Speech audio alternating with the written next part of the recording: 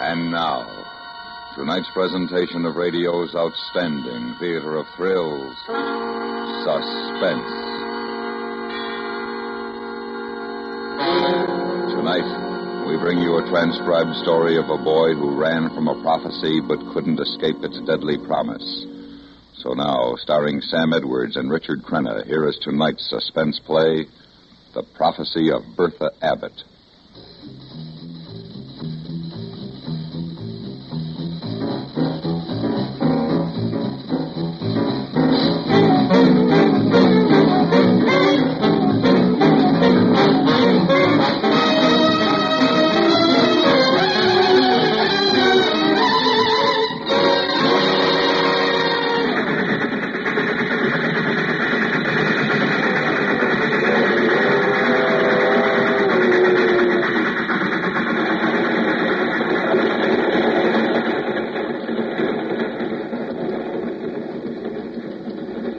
The train moved on into the night. It was dark in the boxcar, and Ernie was scared. He didn't want to think about where he was going or why he was there. He tried to fill his mind with plans for the jazzy sports car he intended to have one day, but somehow he didn't find the comfort in this that he usually did.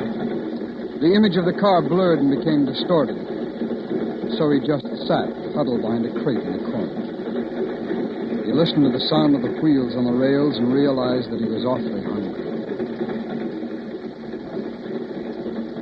Whitey, you still asleep? Nah. You're so quiet. I've been thinking. About what? About how hungry I am. Gee, me too. Got any dough? Couple of bucks, maybe. I guess I got about that much. You have any idea where we are? It'll be light pretty soon. We'll check. When we check? Then what? Well, when near a town or something, we get off. One thing sure, we gotta watch we don't ride this car into a stopping place. You mean maybe they'll be looking for us? You're improving, man. Whitey, what now? We gotta run, Ernie.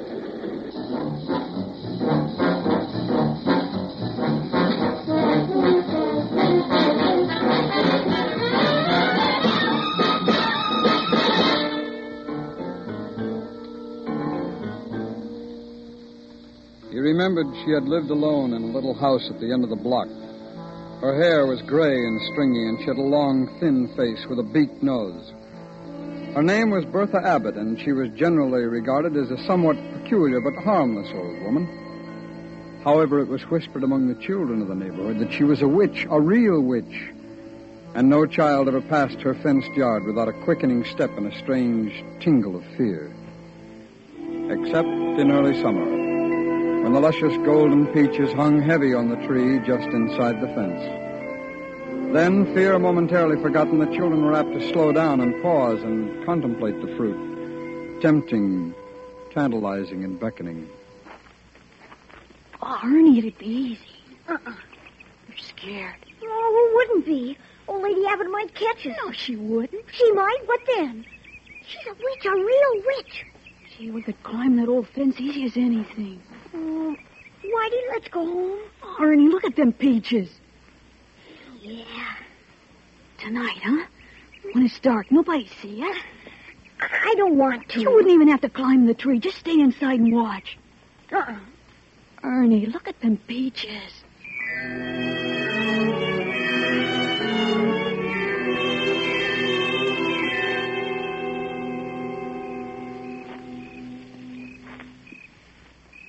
Ernie? Yeah. Catch. That's enough, Whitey. Let's go. Put them inside your shirt. Here. Whitey, let's go. Wait, will you? I want to go. It's so dark. There's some neat ones up here. We've got enough. Here. Whitey, come on. Oh. Shh. Who's that? Who's that out there? Run, Ernie. Run. Ernie ran, but he didn't run far enough. Before he reached the fence, he stumbled and fell. Then fear as big as the night closed in on him. He was in the clutches of the witch. She had him by the collar, and she was shaking him and screaming at him. Come steal, eh? come on my property and come stealing. Let go of me, please. I'll Let me go. teach you, you little thief. Let me go. I didn't do it. Let me go. You're a liar and a thief. Oh, you're a bad one. Yes, sirree, Bob, you're a bad one. You know what's going to happen to you? Do you? Let go. You're hurting me. Come stealing. You're bad. You know where the likes of you end up, do you? The gas chamber. A little room all locked up tight. And there's all poison gas there. And you die. Like a rat, you die there. And that's what's going to happen to you. No. Yes, sirree, you bad ones. You all go to the gas chamber. Now, you give me them peaches. Come stealing. Yes, sirree.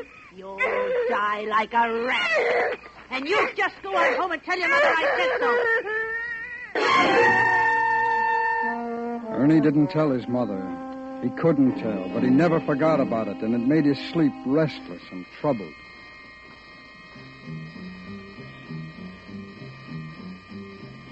And the days and the years passed.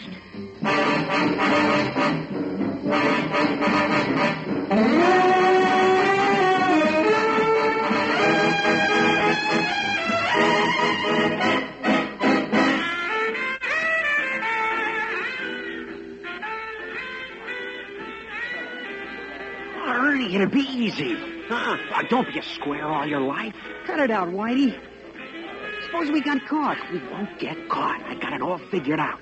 The brain. That's right. You've reached the second plateau. Look, Ernie, have you ever figured how much Goofy takes in on a weekend on this joint? Maybe $500-600. That much? Sure. You know where he keeps it until he can get to the bank on Monday? In a shoebox, right there in that back room. How do you know so much? Never mind. You just stick with old Dad. I also know there's a window in that room that opens to the alley. Well, There you have it. I don't want it. Ernie, think of all that dough. Yeah. Ernie, that neat car we saw down the Schweiger's lot. That one just needs a little fixing up. Yeah. Did you mention it to your old man? Yeah. What'd he say? Nothing. Just like he didn't hear me. Just like always. Like I never said anything. Like I wasn't even there. You should have heard my old man take off when I mentioned it. Like how? Same old jive, like I'm a no-good bum, and if I'm such a big shot, I gotta have a car. Why don't I pay some rent?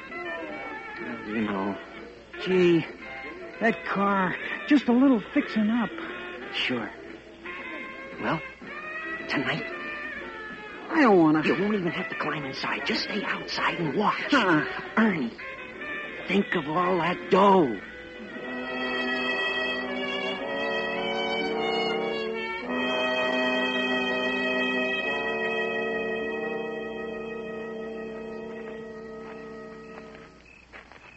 Ernie, Yeah?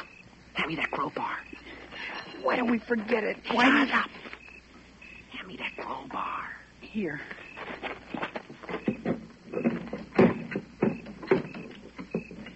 Whitey? What? It's so loud. Oh, shut up. When you loud mouth. Whitey, let's go. Let's forget it. Oh, you're a cube for sure, man. Not when I'm this close. Okay. Here, the crowbar. Catch. No. I'm sorry, Whitey. Dummy up. It's okay. I'm going in. Now, stupid, watch.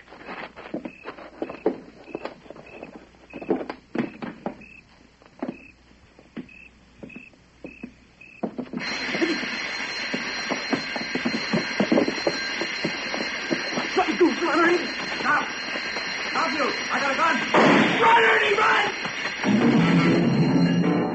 run! They ran down the alley, through the side streets, and into the dark of the night.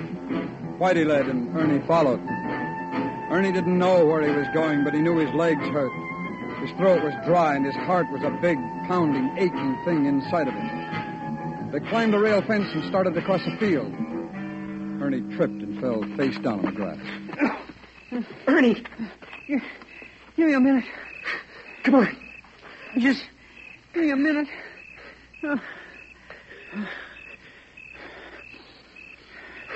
Whitey, What? don't Clover smell good. We gotta run, man. You shot him. You shot old Goofy. Oh, I had to. No, you didn't. I didn't mean to shoot him. You didn't tell me he had a gun. Where'd you get the gun? Well, let's go. Oh, where are we going? Just follow me. No, really, Whitey. Where are we going? We'll cut across this field and swing around the back way of the freight yard. And then what? And we hop a freight, stupid. We gotta get out of town. I wish we didn't. I wish you hadn't shot Goofy. I wish Come on, Ernie. We gotta run.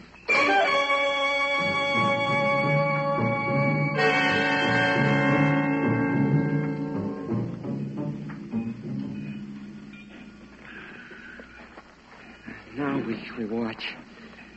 See which one looks like it's going to be pulling out.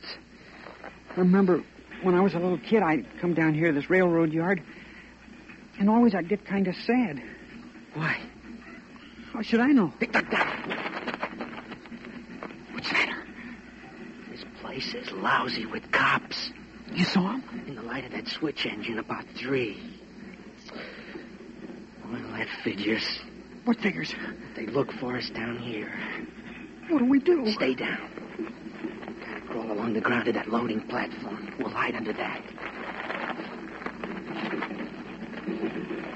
Whitey, Shut up. If that switch engine with the beam turns this way, lie flat. And don't move. Whitey, do you suppose they know it's us they're looking for? Maybe. What do you mean, maybe? I think Goofy recognized us. Maybe. Or maybe told him. You mean maybe he didn't die? Yeah. Maybe he didn't. Lie still. Now, when that engine turns back, move fast. Head for that platform. I hope he didn't die.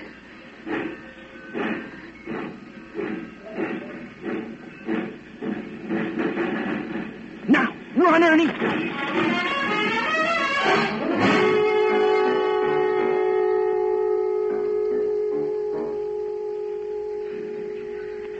It's dark.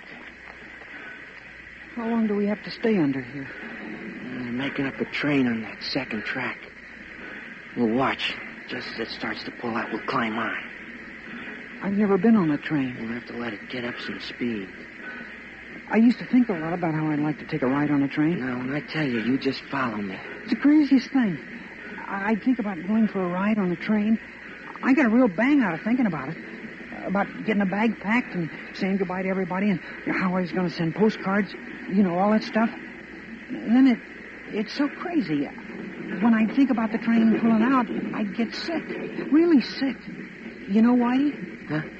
I get really sick when I think about the train pulling out. Oh, Ernie, you're a real square. I think it's about time. I follow you, Whitey, huh? Yeah.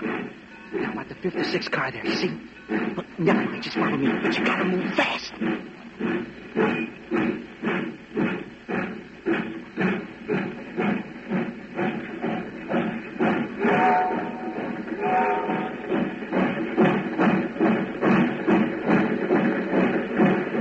Okay, now, run, Ernie, run!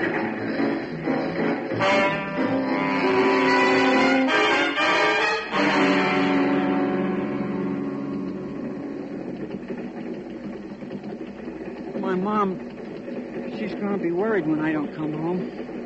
My mom, too. My old man. Oh, he's really going to flip.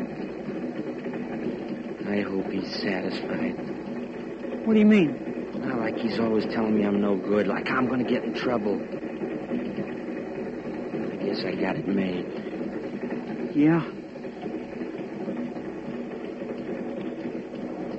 Whitey, listen. Huh? The wheels. What about the wheels? The sound they make. Like they're talking. Oh, come on, man. Let's not get spooky.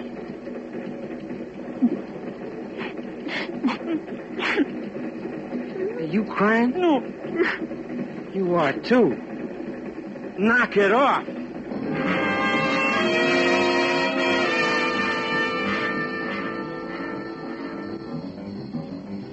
You are listening to the prophecy of Bertha Abbott, Tonight's presentation on radio's outstanding theater of thrills, Suspense.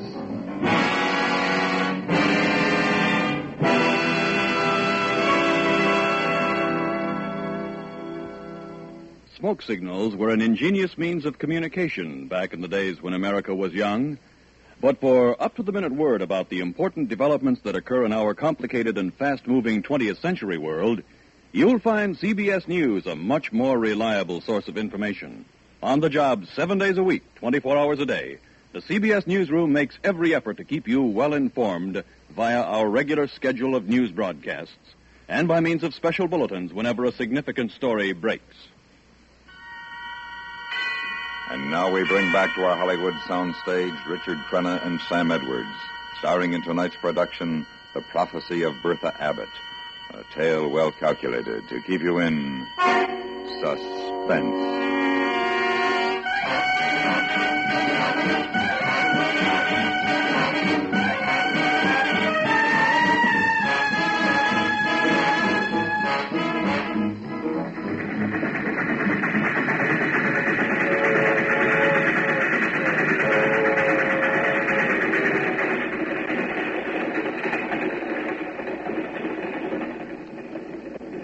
You gotta help me slide this door. Yeah. Watch it now, the window gets you. Hang on. Gene! Now pick a spot and jump. While it's going fast like this, it slows down some. You gotta do it, Ernie. You go first. I go first, you might chicken out. No, I won't, I promise. Okay, it's your funeral if you do. Now pick a spot with grass like that. Like this. Jump!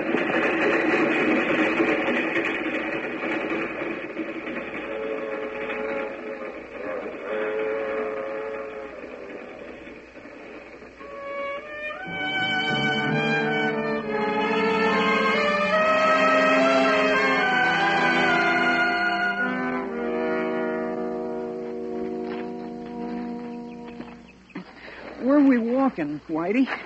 There's got to be a town near here someplace. Seems like we've been going forever. I'll be a town pretty soon. Get something to eat. Can't you make any better time than that? It's my ankle. I heard it when I jumped off of that train. Do you suppose... Well, figure it this way. Maybe it won't be so bad. Do you suppose we ought to forget it and we'll just go back? Are you crazy, man? No, really, Whitey. Maybe it won't be so bad. Ernie, I don't dare go back. My old man. You know how he is. Yeah, that's right. My old man. You know what he's probably doing? What? Crying. Crying? Yeah, he cries lots of times. Why? How should I know? Well, your old man cries. You ought to know why. He's sad, I guess. I never did dig your old man, reading all them books all the time. Yeah, that's it. He's sad, I guess. Gee, it's hot. It's hot. It's cold. All the time beefing. Well, it is hot, and I'm thirsty. There's going to be a town pretty soon. Seems like we've been going forever.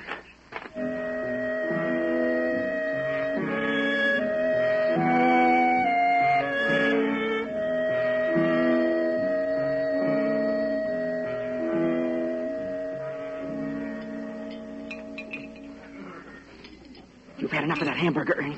What do you mean? Quiet, stupid. Keep your head down. But look at that newspaper on the counter. Don't grab it. You can see it from here. Gee. I'm going over to the jukebox. Leave the dough for the check on the counter and follow me. Keep your head down. Gee, they Bite down. You got a dime? Here.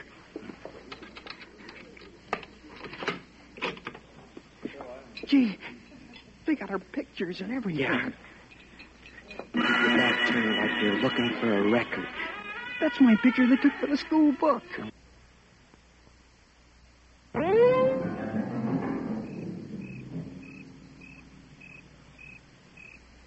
It's almost dark. What now, Whitey? You know something, Ernie? You get out of this country, you go someplace maybe like South America. You got a little dough, you can live like a king. You know that, Whitey? Oh, that's no jive, man. You got a few bucks, that's all you need. Yeah, I've been thinking about it. Yeah? Yeah, I've been sitting here thinking about it, about how we go to South America. See, and we fall into something real good, like we discover uranium or something. We make a pile. And we come back and I got a big car. And I go home. And I drive up there in front of my old man and, well, like he's all the time saying how I'm no good and how I'm never going to make it. Only now I got this big car and all this loot.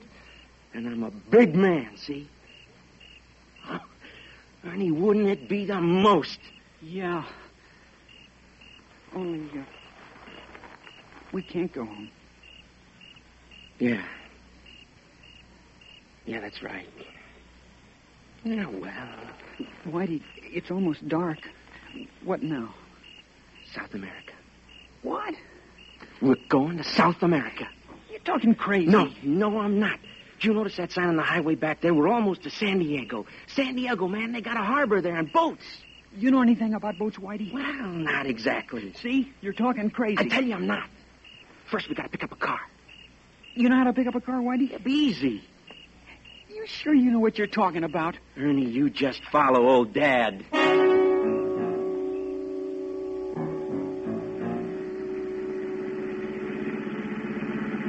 Gee, this is a neat car. Yeah, we got to dump it pretty soon. It's too conspicuous. Oh, man, she really is a gasser. Look at her cutout. Wow. You know, that neat car we saw in Swagger's lot? Yeah? Well, that car, I know just what we could have done to it to fix it up. It wouldn't have taken a lot, just a little work. Yeah, that was a good car.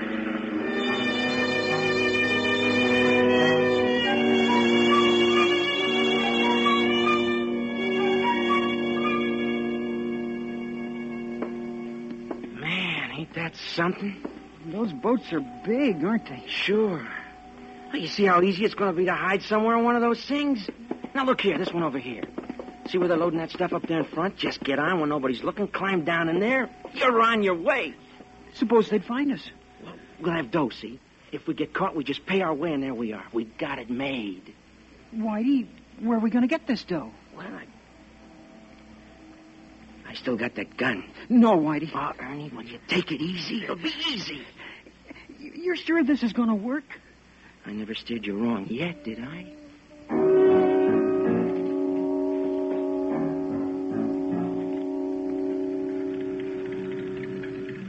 This job will be a breeze.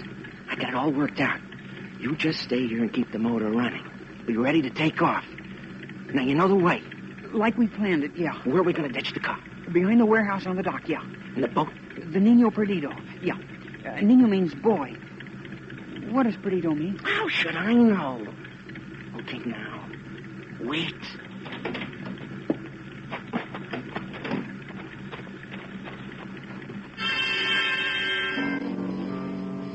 And Ernie waited.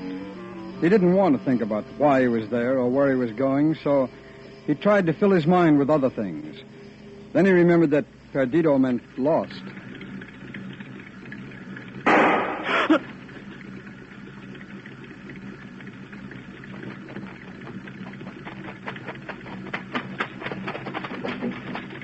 Let's go, man. Whitey, what happened? Something fouled up. Come on, take out. Like we planned? I don't know. What else?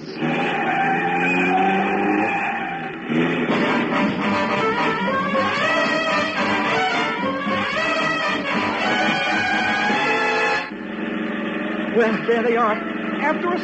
You know it. Faster, Ernie.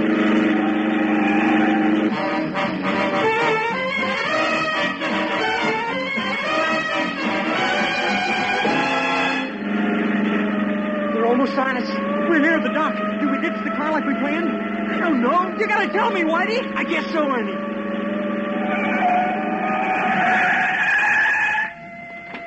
Okay, we're on the warehouse. Run, Ernie.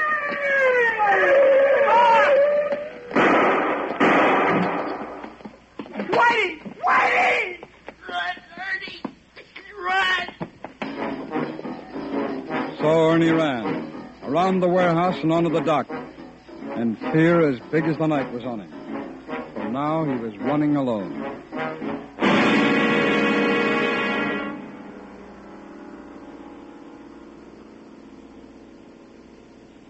My name is Joe Beshke. I'm a seaman on a Nino Perdido. Able-bodied, that is. I'm standing gangway watch, see, and I hear they're shooting down by the warehouse. Well, I'm like this. I always figure when they're shooting, that's when I'm going to make myself scarce. So I ducks down behind this winch, and I see this kid come running down the dock. He's running real crazy, zigzagging all over the place like he lost his rudder.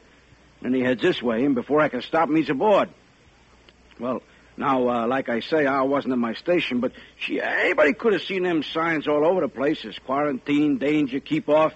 You see, we was due to sail, but we discovered rats, so we had to fumigate. Anyway, before I knew what he was up to, he had to cover off that small forward hold, and he was down there. Psh, boy, there's enough hydrocyanic acid down there to kill 10 men. It's awful to think about. That kid closed up in there. Died like a rat.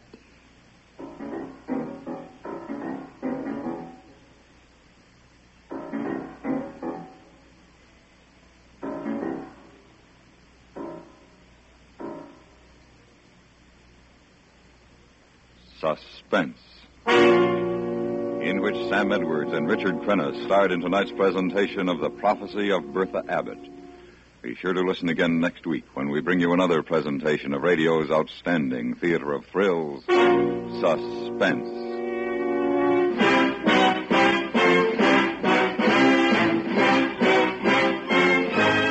Suspense is directed and transcribed in Hollywood by Anthony Ellis. You've heard The Prophecy of Bertha Abbott, written by Ann Dowd for Suspense. The music was composed and conducted by Jerry Goldsmith. Featured in the cast were Stacey Harris, Paula Winslow, George Walsh, Bill James, Jack Crucian, Richard Beals, and Peggy Weber.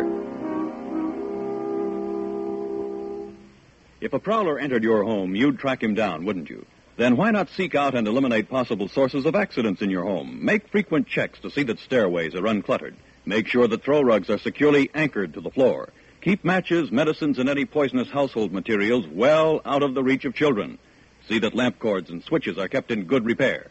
Make everyone in your family a private eye for home safety.